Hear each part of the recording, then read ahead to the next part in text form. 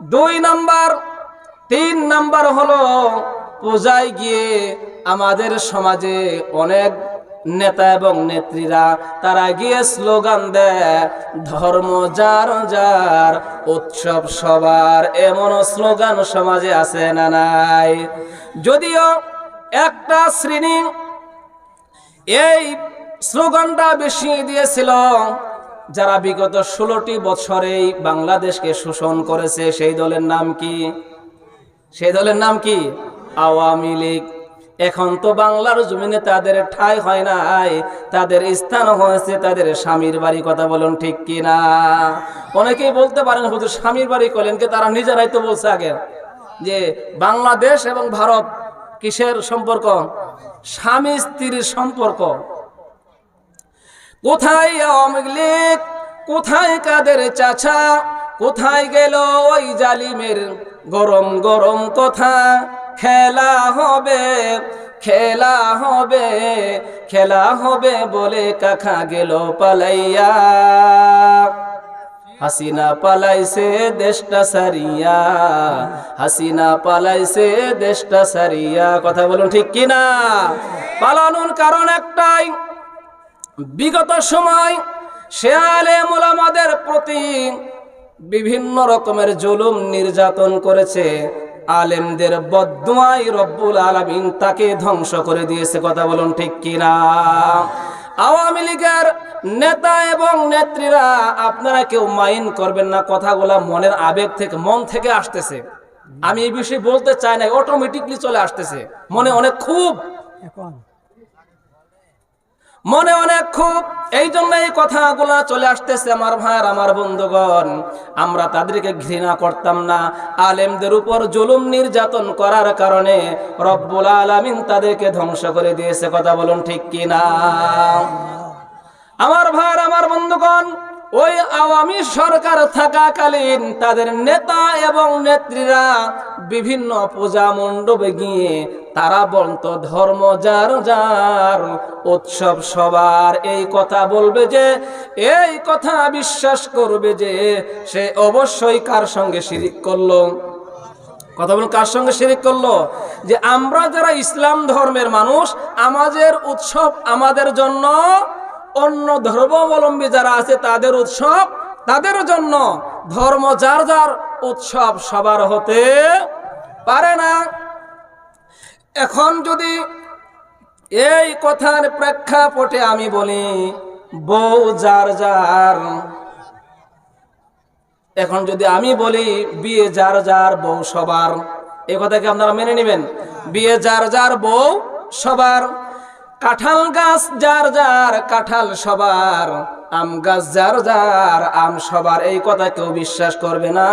তাহলে ধর্মের ব্যাপারে কেন আপনারা এই স্লোগান দিয়েছেন, ধর্ম যার যার উৎসব সবার, শুধু ভোট পাওয়ার জন্য? কথা বলুন ঠিক কিনা? সংক্ষেপে বলে যাই, 4 নাম্বার হলো আল্লাহর নাম ছাড়া অন্য কারো নামে পশু জবেহ করা যাবে। যদি কেউ আল্লাহর নাম ছাড়া অন্য কারো নামে পশু জবাহ করে, ওই পশুর গোশত খাওয়া কি হারাম। যদিও পশুটা হালাল, কিন্তু আল্লাহর নাম বাদ দিয়ে অন্য কারো নামে জবাহ করার কারণে ওই হালাল পশুটা হয়ে গেছে হারাম। আমি নিজে দেখেছি যে আল্লাহর নাম বাদ দিয়ে তাদের পীরের নামে তাদের গরুকে তারা জবাই করে, উরুস করে। জোরে বলুন নাউজুবিল্লাহ। আমি নিজে দেখেছি একটা গরুর চতুর্পার্শ্বে অনেকগুলা বিশাল বড় বড় ঢোল তবলা বাজিয়ে ওই গরুকে তারা বেহুশ করে মাটিতে শুয়ে পীরের নামে জবাই করে। জোরে বলুন নাউজুবিল্লাহ। যদি বিশ্বাস না হয় আমার সাথে জামালপুর যান, আমি দেখাই দেব। এই জন্য এই কথাগুলা বলতেছি। তো আল্লাহর নাম ছাড়া অন্য কারো নামে হালাল পশু জবেহ করা জায়েজ। 5 নাম্বার হলো আমার ভাইয়ের, আমার বন্ধুগণ, আল্লাহ এবং আল্লাহ রাসূলের আনুগত্য বাদ দিয়ে, এক কথায় আল্লাহর রাসূলের আনুগত্য বাদ দিয়ে কোন নেতা এবং নেত্রীর আনুগত্য করা যাবে?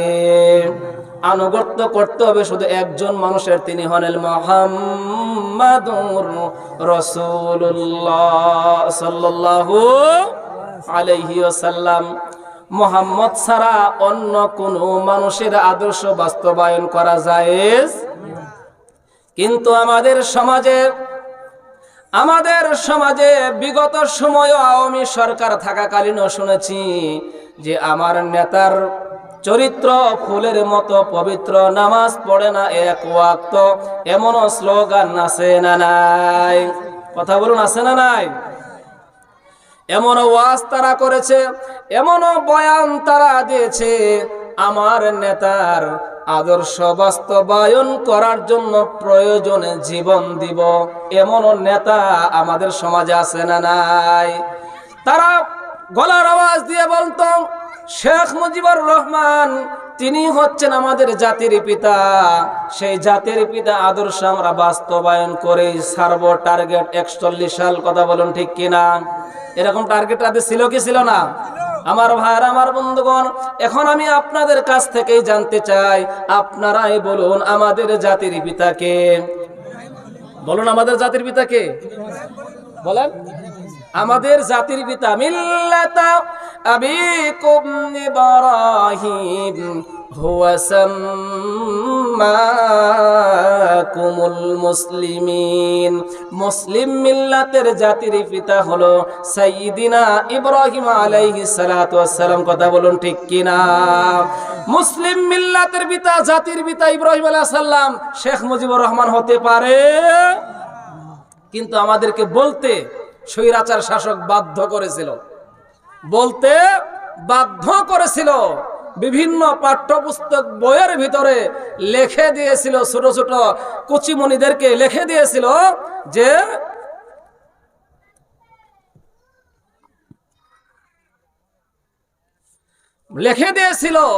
যে জাতির পিতা ইব্রাহিম আলী, জাতির পিতা শেখ মুজিবুর রহমান। জোরে বলুন নাউজুবিল্লাহ।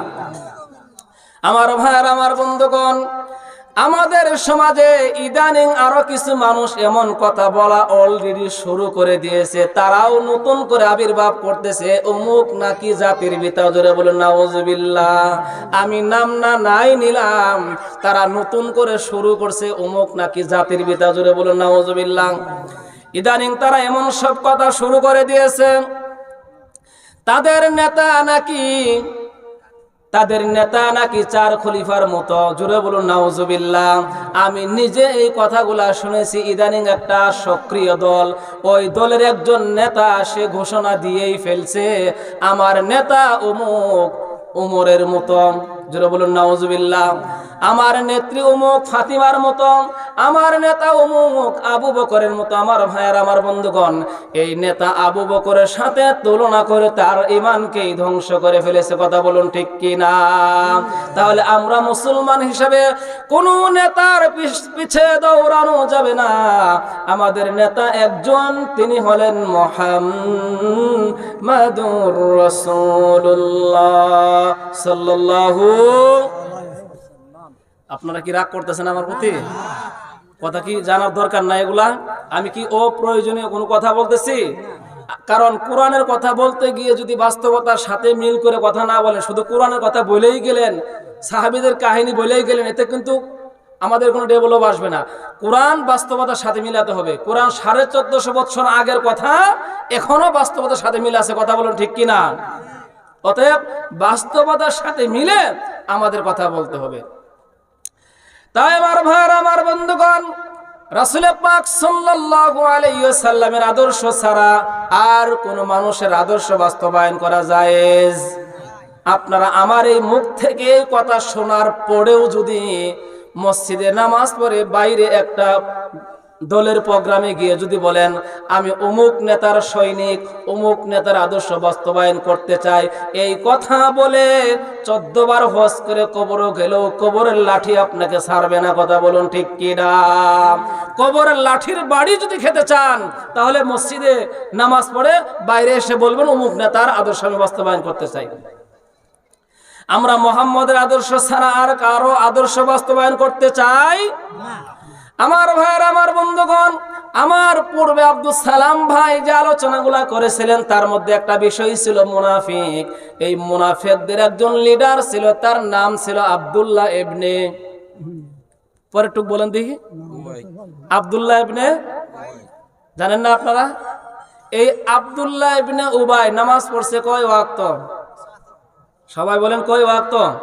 আপনারা কি এই কথা আজকে নতুন শুনতেছেন? এই যে মুরব্বী বলছে, উনি একটু জোরে বলছে যে আব্দুল্লাহ ইবনে উবাই তিনি ছিলেন একজন মুসল্লি, 5 ওয়াক্ত নামাজের মুসল্লি। কয় ওয়াক্ত? আমাদের মতো এক ওয়াক্ত পড়ছে আর এক ওয়াক্ত পড়ে না এরকম না, 5 ওয়াক্ত নামাজ পড়ছে জামাতের সহিত। কার পিছে? না, বুঝলাম না। 5 ওয়াক্ত নামাজ পড়ছে মুহাম্মদুর রাসূলুল্লাহ সাল্লাল্লাহু আলাইহি ওয়াসাল্লামের পিছে। আমার মতো সলিমুদ্দিন ইমামের পিছনে সে নামাজ পড়ে নাই। 5 ওয়াক্ত নামাজ মুহাম্মদ সাল্লাল্লাহু আলাইহি ওয়াসাল্লামের পিছনে পড়া সত্ত্বেও ফিদ্দারি আসফালি মিনান নার, সে চিরস্থায়ী জাহান্নামের তলদেশে চলে গেছে। কথা বলুন ঠিক কিনা? আব্দুল্লাহ ইবনে উবাই 5 ওয়াক্ত নামাজ পড়ছে। আব্দুল্লাহ ইবনে উবাই রমজান মাসের 30টি রোজা রাখছে। আব্দুল্লাহ ইবনে উবাই মক্কায় গিয়ে তাওয়াফ করছে, অর্থাৎ হজ করছে। এরপরও তার ঠিকানা কোথায়? কথা বলেন, তার ঠিকানা কোথায়? আমি অনেক জায়গায় এই কথাটা এভাবেই বলি, তার জাহান্নামে কারণ যাওয়ার কারণ মাত্র একটা। কয়টা? আওয়াজ দিয়ে বলুন। আব্দুল্লাহ ইবনে উবাই মুহাম্মদের পিছে 5 ওয়াক্ত নামাজ পড়ছে, 30টা রোজা রাখছে, হজ করছে, যাকাতও দিছে, দান সদকা সবই করছে। এরপরও জাহান্নামে যাওয়ার কারণ কয়টা? সবাই বলেন একটু মুখ খুলে, জাহান্নামে যাওয়ার কারণ কয়টা? একটা। সেই একটা কারণই হলো মসজিদে নববীর ভিতরে সে মুহাম্মদকে নেতা মানছে।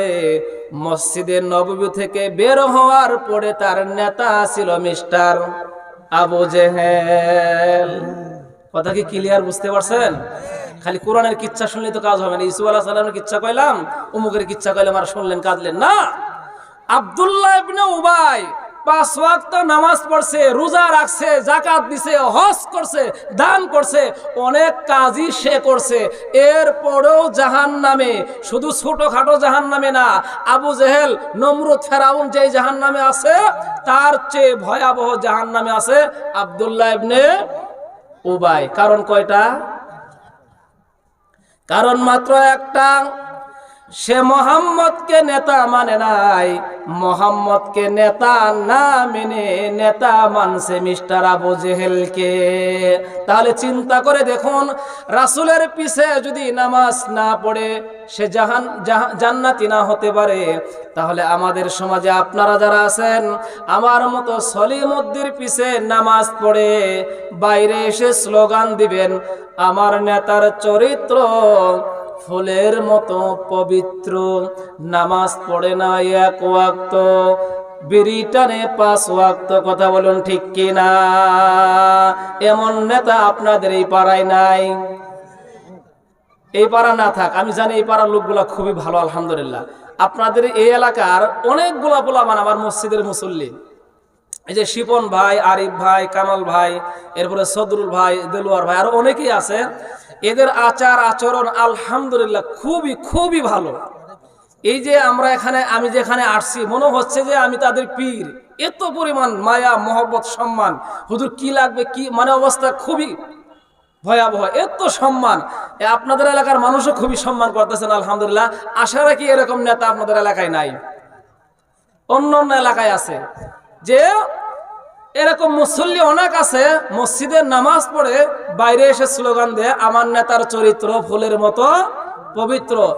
রাজনৈতিক একটু ফায়দা হাসিলের জন্য আপনি আপনার ইমানটা বিক্রি করে দিয়েছেন, শুধু এইটুকুন বলার কারণে। কথা বলুন ঠিক কিনা? রাজনৈতিক একটু ফায়দা হাসিল, অথবা যারা সিগারেট খেতে জানেন একটু সিগারেটের ফায়দার জন্য, একটু 1 কাপ চার জন্য আপনি এই কথা বলে আমার নেতার চরিত্র ফুলের মতো পবিত্র, এই ঘোষণা দিয়ে আপনি আপনার ইমানকে কি করে ফেলছেন? শেষ করে ফেলছেন। পৃথিবীতে একজন মাত্র মহামানব মুহাম্মদুর রাসূলুল্লাহ সাল্লাল্লাহু আলাইহি সাল্লাম, শুধুমাত্র তিনি জীবনে একটা মিথ্যা কথাও বলে নাই। আর কোন মানুষের ব্যাপারে আপনি গ্যারান্টি দিতে পারবেন না। তাই আমার ভাইয়ের, আমার বন্ধুগণ, আব্দুল্লাহ ইবনে উবাই 5 ওয়াক্ত নামাজ পড়া সত্ত্বেও সে জাহান্নামী, কারণ একটা সে নেতা মানছে, আবু জেহেলকে, মুহাম্মদকে নেতা মানে নাই। আমাদের সমাজে অনেকেই এমন আছে, হুজুর আপনারা যারা মসজিদ নিয়ে আছেন, মাদ্রাসা নিয়ে আছেন, আপনারা মসজিদ মাদ্রাসা নিয়ে থাকবেন, নেতাগিরি করার যা করবে সমাজের লোকেরা, আপনারা এগুলো নিয়ে পেশাল পারেন কেন? বলে কি বলে না?